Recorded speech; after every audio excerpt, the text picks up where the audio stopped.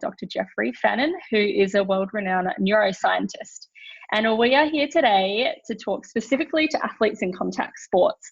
And we will be talking to you about the importance of reducing inflammation and how it improves your performance. Because we all know we want to be the best athletes we can be. I myself am a sprinter. Dr. Fannin is an ex-rugby player as well. So we have a really cool topic and people to do all of this with today, don't we? So thanks so much for joining us. I'm really excited to get into it. We're going to make it nice and short. We're just going to be really mindful of your time today. And so we're just going to start right off by asking Dr. Fannin a couple of fun questions about what is inflammation for a contact sport athlete and what ways does it show up for somebody in a contact sport? Yeah, well, it shows up in a lot of different ways, Chloe. We see things that, like obvious inflammation in injury. When somebody has a concussion, we'll see inflammation, particularly in the brain. And sometimes that'll even get down into the muscles in the neck and the shoulders. We'll see a lot of mood swings where, and that can encompass a lot of different things.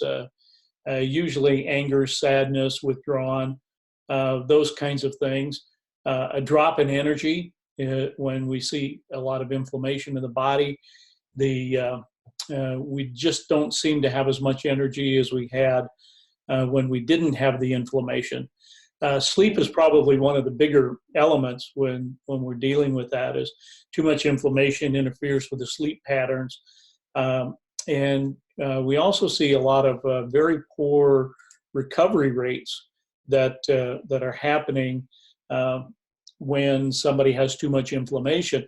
Sometimes it's really hard to recognize that you have inflammation going on. So you have to look at these other symptoms. If your ankles are swelling, then you've got some inflammation there. But otherwise, look to some of these other symptoms to help you know that your inflammation and you just don't feel quite right? Yeah. Well, I suppose some athletes, it might be the norm for them to not feel right, especially for some of these things, like you were saying about mood and energy and sleep and even digestion. They're things that I think myself, even as an athlete, I know a lot of us wouldn't have even thought of those sorts of things as a sign of inflammation. Yeah, absolutely. Unless you're versed in that, you're probably not going to pick it up. You're not paying attention to that. But if you are aware of these are some of the symptoms, then you can begin to look into that and say, oh, well, I must have too much inflammation going on in the body. Yeah, that's so good to know. So I hope this is helping anybody out there. We're here to educate you and to help you find a way that you can reduce inflammation in your body naturally, though. Yes. So, Dr. Fannin, there's going to be a lot of athletes here on our call today who some are, say, at the beginning of their career and some who are at the end of their career. And it would be great if you could just explain the importance of reducing inflammation no matter what stage people are in their career, especially around like the longevity of their health with or without sport. The more that you can reduce inflammation, the more that you're going to lengthen your career. Because when you look at all of those symptoms that I just mentioned, whether you're at the beginning of your career, the middle of your career, the end of your career, the more inflammation that you have is going to lead you down that path of, well, I just don't feel like playing anymore, or I can overcome all of this, mind over matter kind of thing. At the beginning, that we're impervious. We think that we can do anything, but we can do it longer and we can do it better if we reduce the inflammation.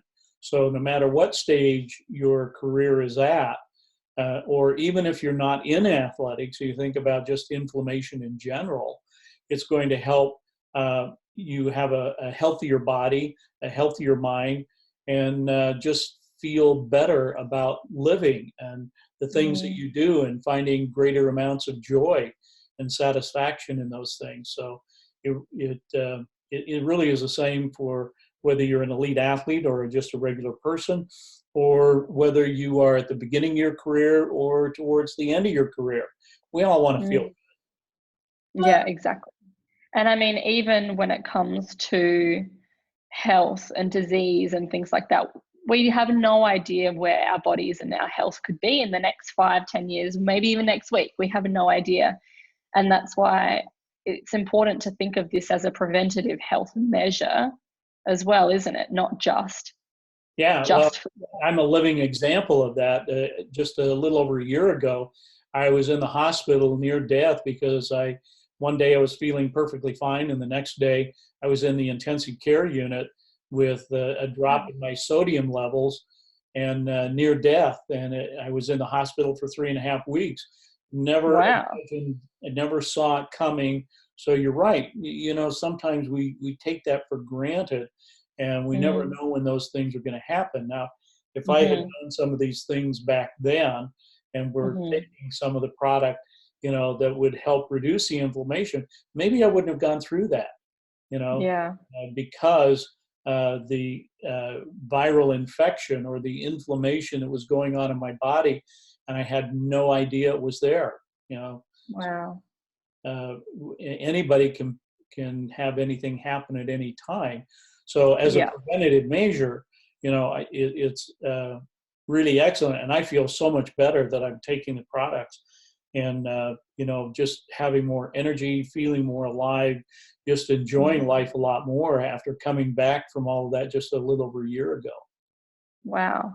Yeah, exactly. And you just reminded me of my partner who had a career-ending injury, which he never in his life thought he would ever have. And it's the same. It's something you can't predict.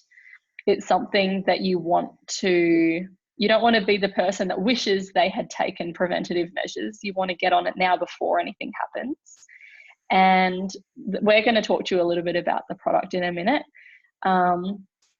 But that's why this is so important to educate ourselves on, no matter what stage you are of your career. It's like the old saying goes, you dig the well before you're thirsty, so the preventative things that we can do, because we live in a day and age when not only can we measure those things, but we have some incredible products that are available and actually work.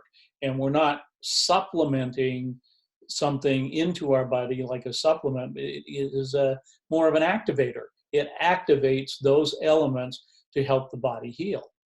Yeah, exactly. So let's actually get on topic about those. So we have 100% natural products that we would like to share with you of a way that you can actually naturally reduce inflammation in our bodies. And now something that I've personally been told about these and that I like to share on with you, and it might be a really great way for you to understand if you can take it or not. And that's basically if you can eat salad, if you can eat curry, if you can drink tea or coffee, it's safe for you. So Dr. Fannin, do you want to give a brief explanation on what these products are and the benefits as a contact sport athlete may have from them? Sure. We're essentially talking about 3 different elements here. One is NRF1, NRF2, and Axio. So there's some pretty incredible products, and I was quite amazed when I started reading the science about this to understand what it was all about because of the natural products. So the elements of the products, there are 5 of them, and they have been used in Ayurvedic medicine for thousands of years. Now, it's not the products themselves that gives it the power, but it gives the elements of how it is formulated. That's what gives it the power. So in combination, there are some slides out there that show that the combination of these elements and how they're formulated is 18 times stronger than just the particular element itself. So when we talk about NRF1, we're talking about the repair of the mitochondria. So we all understand what free radicals are. If you don't, you can Google that. And antioxidants. So there's this war that's going on in our body in the cells of our mitochondria. Mitochondria is where we get the energy from. And so we don't have to change the batteries in our body. It naturally generates this energy that we receive. Now, the older we get, the more antioxidants, the free radicals are attacking the body. So the millions of times a day, these free radicals are doing some damage. And it's when you're taking the NRF1, it's actually producing a couple of enzymes, the catalase and the SOD, the superoxide mutase, allows the repair of that. So it produces lots and lots of these two enzymes that attack the free radicals. Because if we don't do that, it's a lot like trying to put out a house fire with a Dixie cup full of water. Now, what do I mean by that? I mean that when you are taking an antioxidant, berries and vegetables and things like that, and you have a free radical, so it's a one-on-one relationship. One antioxidant will get rid of one free radical. And that's what I mean by trying to put out a house fire with a Dixie cup full of water. Whereas the utilization of the NRF1 will give you like a 1,000,000 to 1 ratio. So I don't know about you, but rather than having a 1-on-1 ratio, I would prefer to have a 1,000,000 to 1. Now, keep eating your salad though. What's that? Keep eating your salad and your fruit though. Yes, keep eating the salad. The greens are good. So one of the key elements here is the NRF2, and NRF2 deals with the DNA. So we have markers in our DNA, and we call that epigenetics. That's why some people get cancer, some people get heart disease, why some people have immune issues, is because the markers get turned on or off. You probably heard people say, well, in my family we get cancer, or in our family, people die of heart disease, that sort of thing. It's because those markers get turned on, and then we are subject to those. So NRF2 works on the DNA and allowing that to give us a more healthy outlook. It's turning off those genetic predispositions, if you will. And so, can I pause you there for a second, Dr. Fannin, because you said something really awesome, that there's a massive community, especially here within France, of a Pacific Island culture. And amongst the cultures, depending on which cultures that are around in the sports, there's huge predisposition of these sorts of diseases. So if you are a Pacific Islander and you're watching this, or if you are in a culture or background that has any of these diseases, like, find out what your family history is, because this is not just about sport. This is about your entire health. So if you feel inclined, go and find out what your family history is, because what Dr. Fannin is talking about right now could be exactly what you need to improve your overall health, that you could pass on through the family. Yeah, and one thing we have to be aware of is oxidative stress. And people think that what we're referring to is just regular stress, and people say, well, I'm not really stressed. But we all have oxidative stress, and we can't get away from it. So if you took an apple, you cut the apple in half, left it out in the air, what does it do? It turns brown. Yeah, that's oxidative stress. And so it is, all diseases are linked to oxidative stress. So the more oxidative stress we have, the more pronounced some of these things can be. For example, in 1976, there were 65,000 toxic chemicals on the market.